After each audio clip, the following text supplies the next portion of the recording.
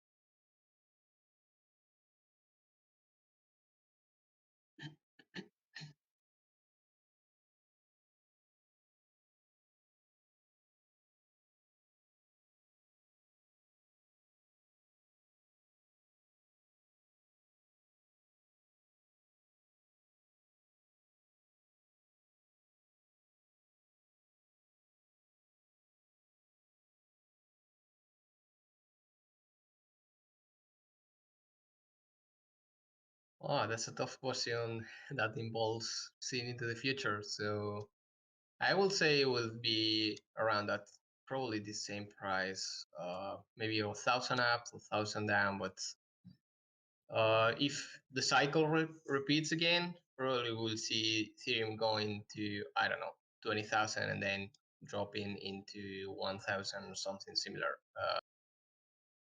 So yeah, that's my prediction with a few.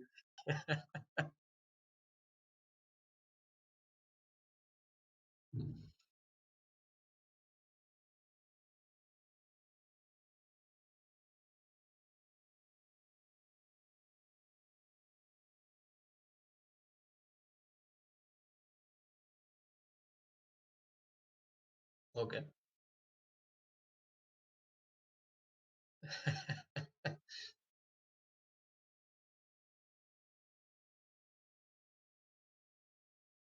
Okay. No worries, man.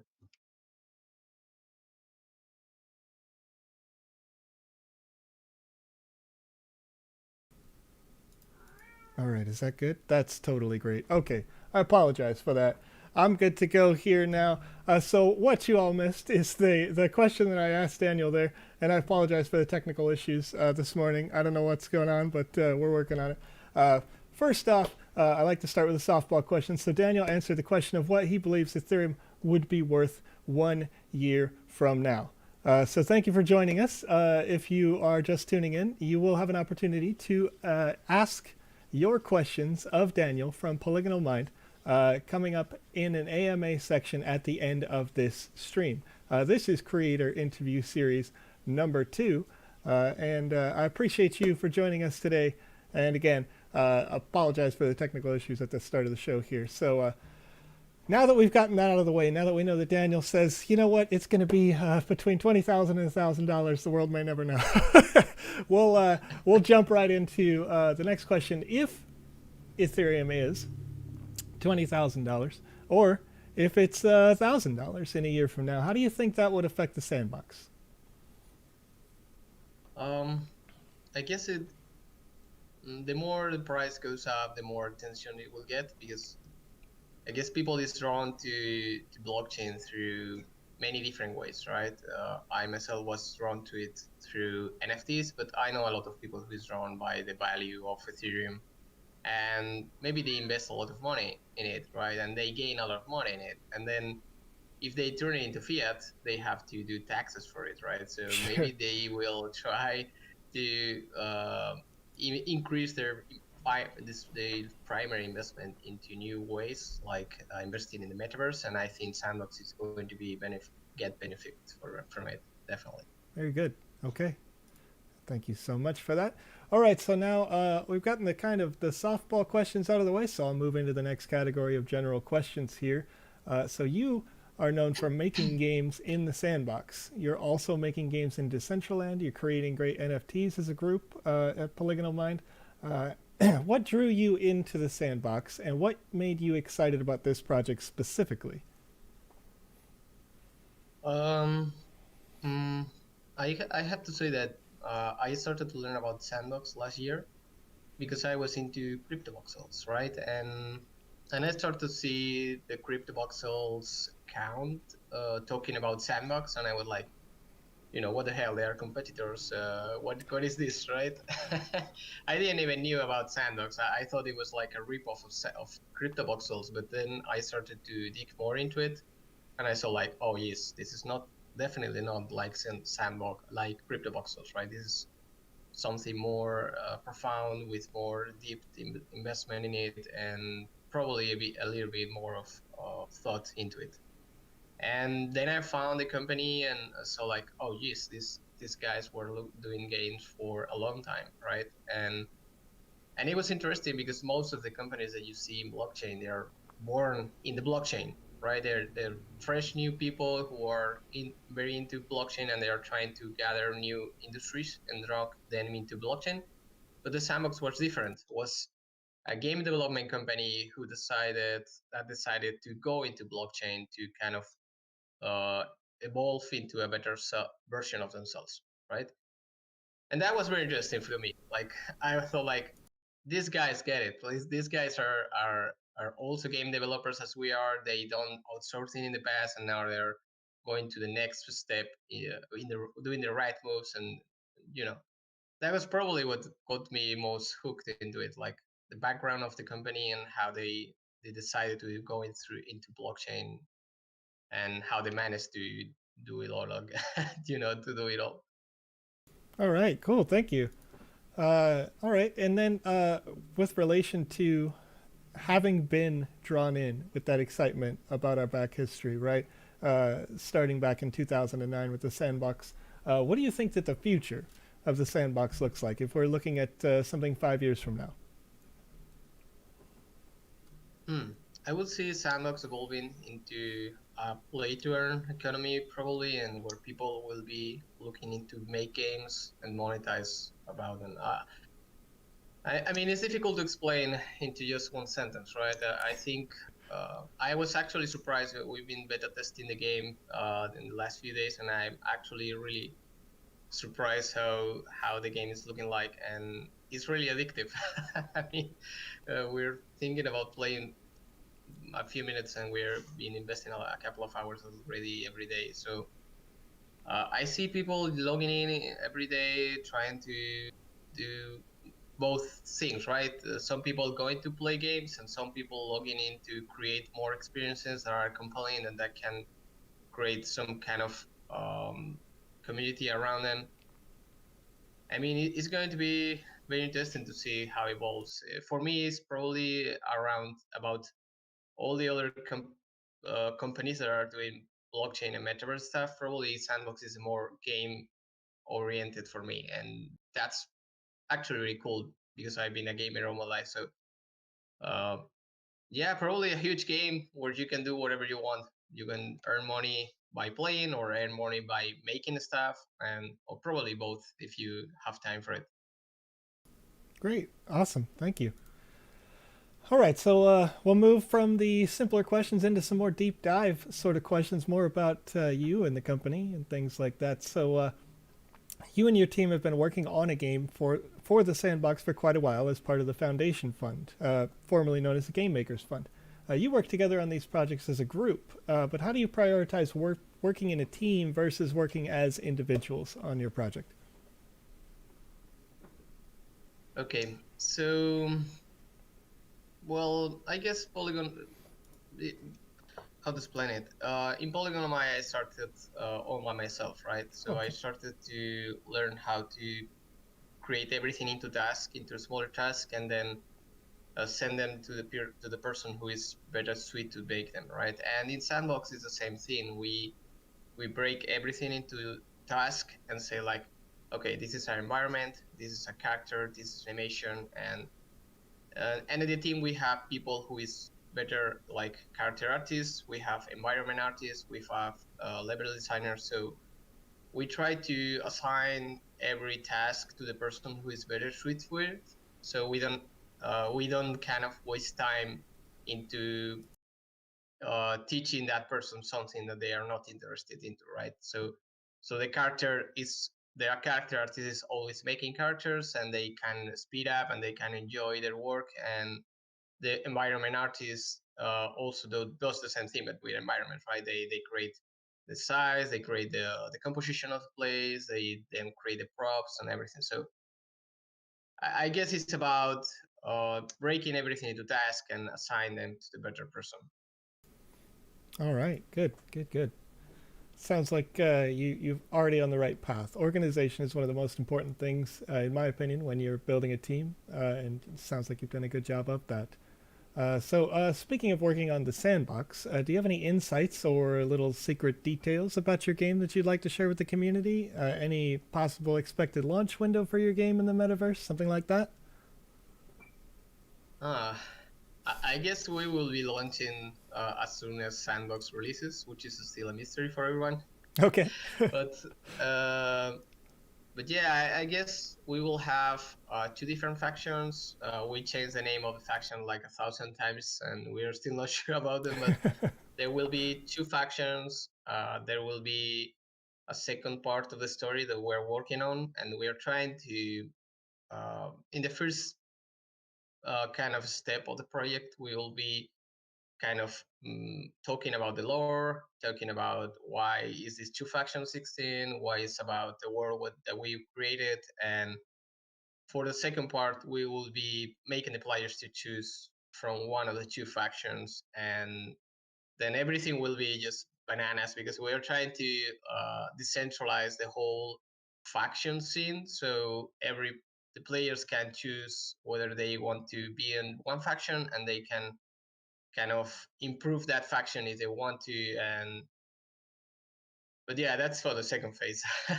This is still not like fully clear. It's a bit difficult to kind of design everything into to because we want to decentralize the whole thing, right? We want to give the community the choice to be the ones who will be defining what faction is stronger than the other, what faction is cooler than the other, or making sites. I don't know. It's Sure, and going to be cool. that sounds like an ongoing development process for you. Would you expect that this project will continue to evolve for years, or are you just thinking about maybe like a 1 year roadmap on that, or? Uh, Um, we will be thinking.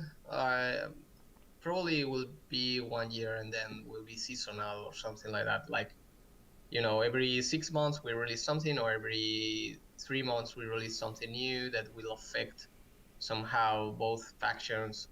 I guess we will be seeing if the game at all has traction to kind right, of, right. if people like to kind of choose factions or buy the NFTs of a specific faction. And I don't know. It's a big experiment. I've never seen anybody do it, something like we have in mind. So it's going to be an experiment. Maybe it goes really well, or maybe it's just shit and nobody likes it. Sure, sure. Well, it sounds like it's going to be pretty good so far. I mean, that's you have good in-depth groundwork, right?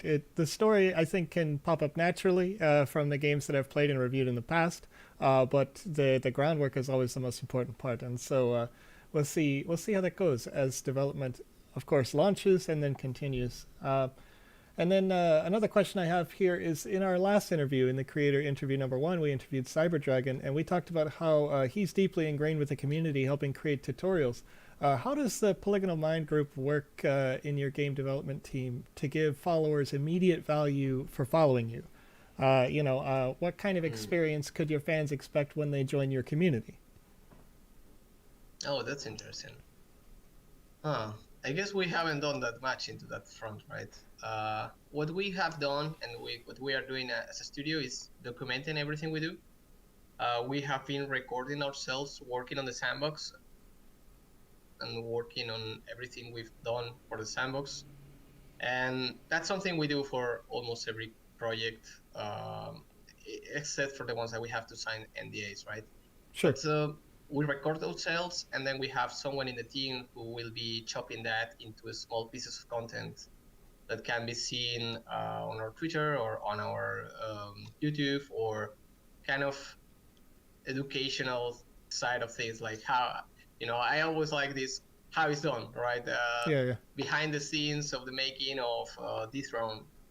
Right. Uh, And I think that's appropriate, of course. I guess the question is more like community building, because obviously you're not going to how do I want to say this? Pull back the curtain and show everybody how you do everything, because you need to have your secrets so that you can have something that's unique, right, for your project. So that's good. It's good to know that you have kind of like a post-production sort of a reveal of, hey, this is what we have been working on, or what have you.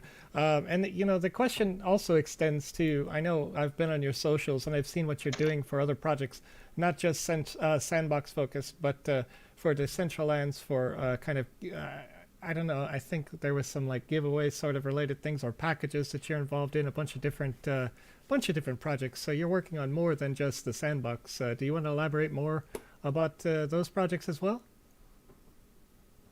Sure, man. I mean, we do a lot of stuff. We're probably one of the most prolific teams in the space. Sometimes it feels like too much, like we're doing too much at the same time, right? Okay. We're working, we're building stuff for people in the Decentraland. We are also building our own projects. Recently, we launched a project called MegaCube, which involves 33 companies, NFT companies, projects, giving us prizes for the whole thing and sponsoring the whole cube. And it was based in the Decentraland. We had this huge ass cube of 50 layers, and the players have to reach the core of the cube by removing layer by layer and playing nonstop. The cube lasted like a week, and we had 2,700 players in total for the whole week. And yeah, the Discord was nuts, because there was people in the Discord like, I've been playing for 20 hours straight. Please tell me where the rewards are, right? Like, always, nobody's forcing you to play 20 hours straight on the game, right? Yeah. Well, that's great. That sounds like a lot of fun. I mean, an experience like that works in all of the different platforms. So it's nice to hear you have kind of and that's a community focused sort of event, right? And I love to hear something like that. That sounds like a lot of fun. Yeah, it was a lot of fun and very stressful the very first days, because everything was broken. Like always, when you lost something, everything is broken. All the problems that you didn't thought you had, all of a sudden you have them, and they're very important. Yeah, and it's solve. Even something as simple as this stream, right? I mean, like you had that at the start of the show. It was like the title and all that sort of thing. So I understand. Yeah, I mean, there could definitely be little hitches for something that you've done 1,000 times, right? And that you know exactly how to do it, and then you're like, wait, what do you mean that doesn't work right now? The microphone or something like that, right? So I could see that. You've programmed it, you've tested it, you've done it all. And we do that sort of thing on Wednesdays here as well, right? On our streams, we play people's games that have said, hey, that works for me. Why doesn't it work for you, right? So that makes complete sense, right? Okay, so that's the extent of the questions that I have for you directly. So we are going to move on now to the AMA section of this stream, where you, the viewer, can ask your questions. So please submit them now, and as they come in, I will start asking them directly to Daniel, so you don't have to go to the chat room if you don't want to, Daniel. I can, of course, review them and kind of curate them a little bit for you. So I'm going to wait here just a second, and we'll see how those come in. Maybe somebody has asked something a bit earlier, so I'm going to scroll through those now.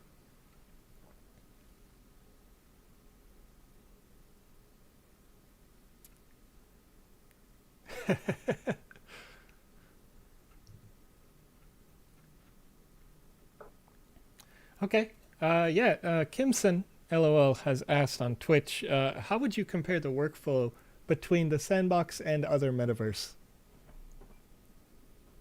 Okay, so I guess the workflow as a process is the same, but the tools are completely different. Um, we usually have the same structure for every project. We first kind of think what we want to do, break down everything, and then we assign projects and assign tasks. We usually start building the when we start to build, regardless the platform or regardless the tool, what we usually do is following what I like to call like building stuff in real life, right? If you want to build something in real life, first you have to build a structure, and then you have to build the furniture that you want to create in that place, right? It doesn't make sense that you do the otherwise if for digital matter, right? If you will do it in real life, you will not be starting with your house by buying the furniture you want to have in your house and then building the house, right? So we do the same thing. We prepare ourselves, then we build the static stuff, then the props furniture, then we add animations and behaviors, and then we test it over until we think it's good, and then it's not. But then we tested it again. Yeah. Yeah. Okay. So B333H has asked, "Hi Daniel, you predicted what ETH could be in 1 year. What is your prediction for Sand?" So currently, $1,000. $1,000. I like it. Currently, Sand is 31 cents. So if Daniel's prediction is correct, we're all millionaires. You know. I don't know. That's very probably one of the most hardest questions, because if Sand decided to keep track and people decide to pay attention to Sand, and probably we will be seeing a lot of movement and a lot of value in Sand, and that will help the teams to invest more and more resources into building Sandbox. So I don't know, if we get to $1, that will be great. That will be amazing. I know. So I'm not sure if it will get to $1. Probably yes, probably not. But we have to think also about the gas prices, because yeah, the value is great, right? But if we cannot afford to cash out or cash in whatever we want because we have to pay a ridiculous amount of gas prices, I'm not sure how will that affect any ERC20 in the future. Like, it's starting to be expensive to buy any ERC20, right? Sand included, or mana, or TBK or whatever. So I'm not sure about that. That's probably one of the things that I usually don't think about. I just try to focus on building stuff and keeping the value. And yeah, Yeah, I'm more and into building stuff than investing myself. yeah, for sure. And I spend a lot of time looking at the technical side of things. And I see that layer two solutions have been popping up recently with Yeah. response to that, as you say, because people are looking for a way to get rid of, maybe keep the decentralization, but get rid of the excessive gas fees. And so you've had like on-chain solutions. Not to name any names specifically, but Loopring comes to mind. I know Matic has been doing pretty well, and they're rebranding. Matic is a partner of ours for the Sandbox, and so that may help fix that in the future. And I know that with the implementation of our marketplace, we're kind of taking a decentralized centralization approach, if that makes sense. So you'd be able to transfer between users by first, transferring into the Pixel account that you have, and then those go across. But that's a work in progress. So hopefully that helps keep things stable and going slowly forward into the future. But until ETH 2.0 is fully rolled up in 2022, this is going to probably, in my prediction, again not related to the Sandbox, continue to be a concern for sure, for sure. Yeah, definitely. I mean, we're all looking into Matic.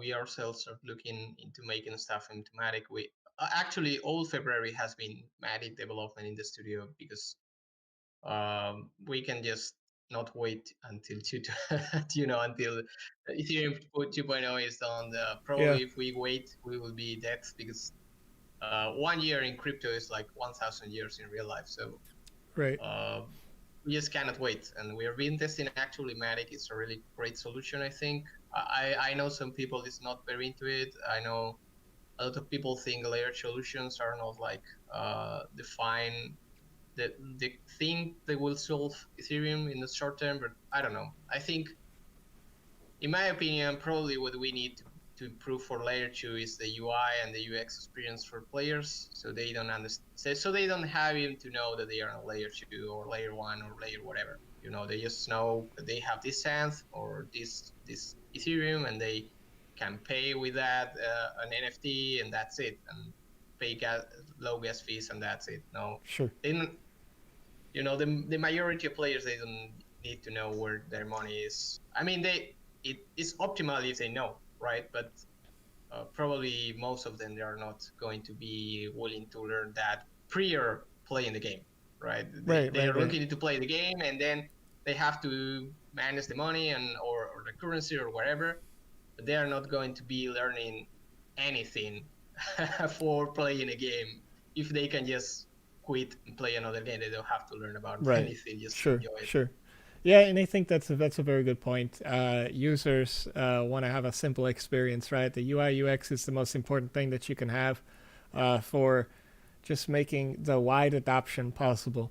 So I think that so far we've kind of started with that, right? Because of the Arcane Network implementations, the using Bitskis, where you can essentially just click and you already have your social media account or something, and you've got a wallet, and you didn't even know you had a wallet or what it's for. Most people don't, right?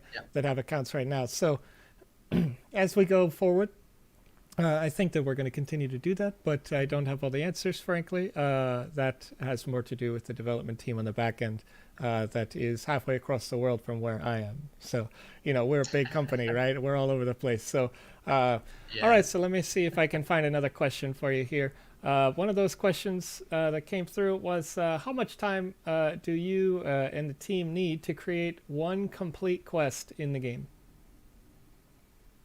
One complete quest. Yes.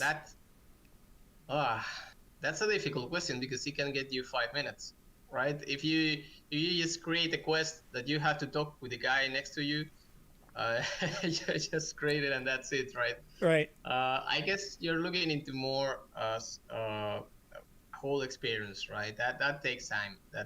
Because first you have to think, what do you want to do, and we usually try to push limitations and push things so we can break. The more things we can break, the better. And it takes time. I mean, building one land. The thing is, Sandbox land is huge, so even just one parcel is pretty big compared to any other metaverses, right? So sure. Building like 2 parcels can get you 2 months, 3 months. I don't know. This is also a rabbit hole. You can get lost into the details because you can always add and add more detail to it and change the stuff you don't like, and then review it 2 weeks later and see and think that is shit, and you have to redo it all again. but and that usually doesn't happen anymore.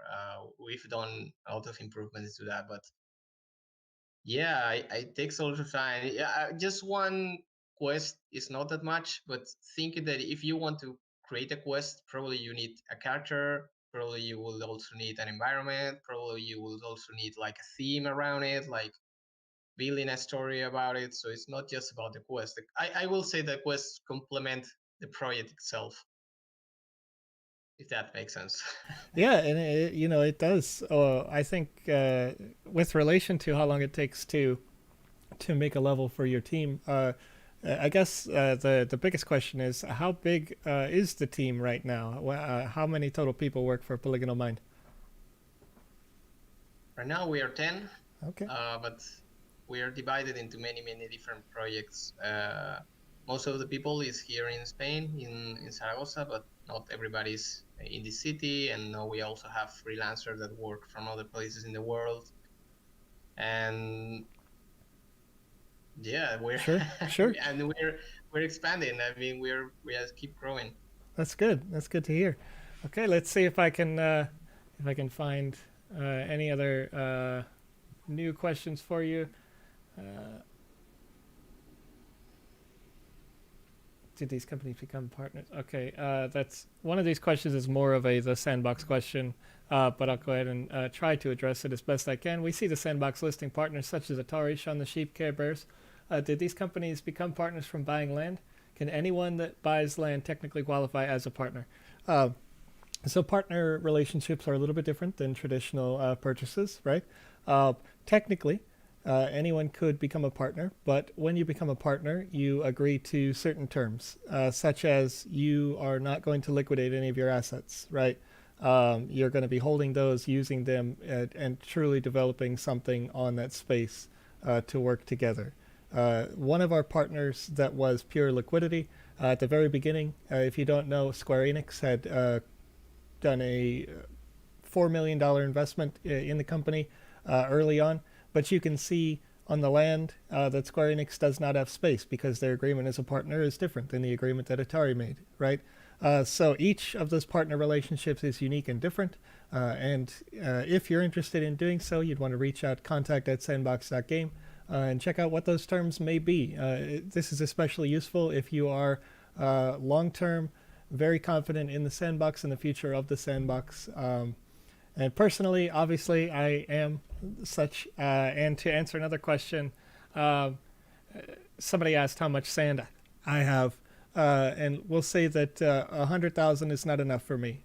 So I purchase and hold quite a lot of sand. I really love the product. Again, I work with it every day. You see me here with you guys streaming every day, and I imagine that Daniel holds quite a bit of sand as well. I don't want to know the number. It's all good. But I don't really know the number, man. I'm really bad with numbers. I know that I have a bunch of it.